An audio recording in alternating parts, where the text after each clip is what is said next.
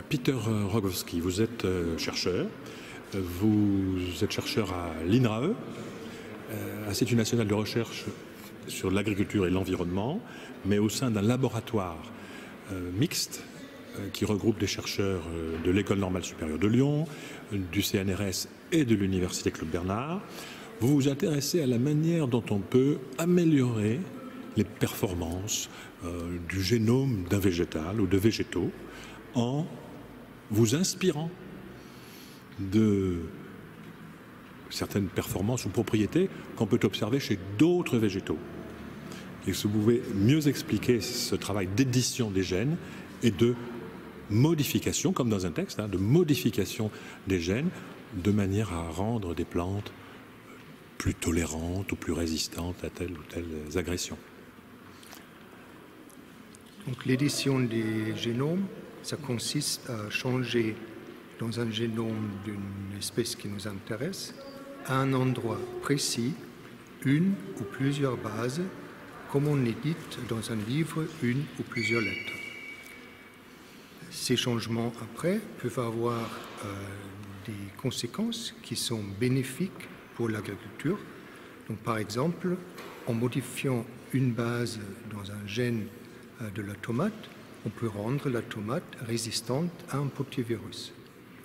D'autres exemples, ça serait de changer des gènes qui sont impliqués dans la tolérance à la sécheresse. Donc, par exemple, il y a un gène Argos8 chez les maïs qui a été modifié pour obtenir une meilleure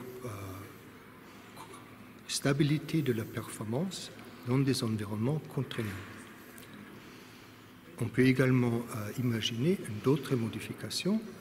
Donc, par exemple, d'avoir une utilisation plus efficiente de la biomasse, par exemple en intervenant sur les propriétés de la paroi des végétaux qui seraient plus facilement digérables par des animaux ou des enzymes si c'est dans les cas de la bioénergie.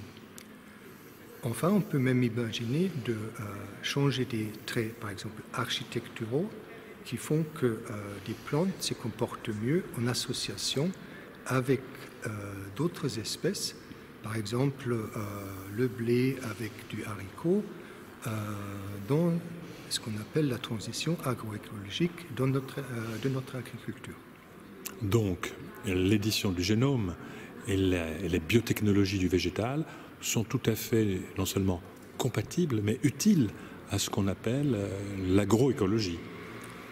Tout à fait, c'est-à-dire l'édition des génomes, c'est une technique génétique, donc qui n'est pas différente de la génétique classique ou de la sélection génomique ou d'autres façons de faire la génétique. Et tout trait qui peut être modifié par la génétique peut aussi être modifié par l'édition du génome. Donc, en général, l'édition du génome a l'avantage de pouvoir faire des modifications plus précises et, on va dire, dans un laps de temps plus court que d'autres techniques génétiques. Voilà. Donc ces techniques sont déjà largement utilisées en dehors d'Europe, en Asie notamment, en Chine, je crois. Alors, l'édition des génomes aujourd'hui est utilisée surtout dans un cadre académique, c'est-à-dire en recherche fondamentale, de partout au monde, y inclut l'Europe, y inclut la France, alors que l'application dans l'agriculture se restreint aujourd'hui plutôt sur les pays hors Europe, notamment l'Amérique du Nord, l'Amérique du Sud et la Chine. Très bien.